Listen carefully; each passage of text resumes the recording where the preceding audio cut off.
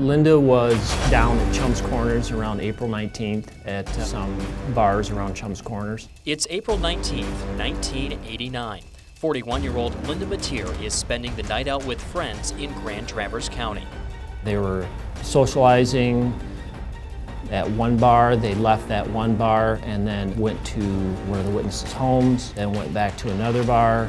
They were hoping to get at the bar they finally ended at to do some line dancing classes, but that had already ended, so they weren't able to do that, so they just sat and socialized at that bar.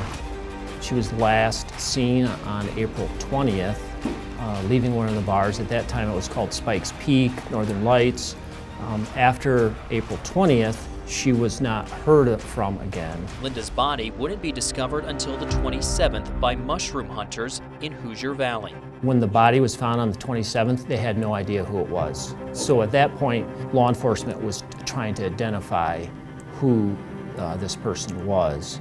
I believe on April 28th, they were actually able to make an identification that it was Linda Meteer. So she was beaten, hit multiple times. She had a lot of blunt force trauma to her torso and some around her jaw. Linda's death would be ruled a homicide. They looked at the injuries, because you're talking the autopsy was done as well around the 28th. They looked at those injuries, then they started talking to some witnesses about where she was at and the fact that they hadn't heard from her for, that number of days. Detectives formed a sizable task force to begin looking into what happened to Linda. They started looking at where she was at that night. So they were talking to all the patrons of the bar, anybody that might have been in that bar that night, family, friends, co-workers, multiple people.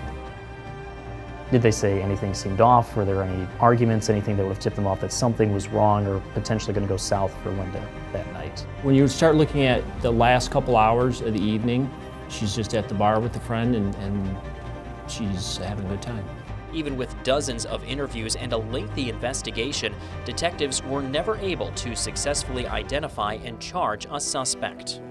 Honestly, I think it came out there was no one that really said, I did it, or anything that was pointing towards this person had a significant involvement in how she died. Despite years of setbacks without a breakthrough, detectives believe now is the time they can solve Linda's case.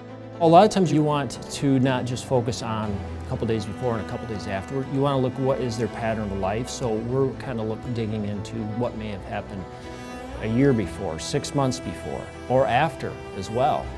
But we're kind of looking at it from different avenues. We're looking at all the evidence that we have.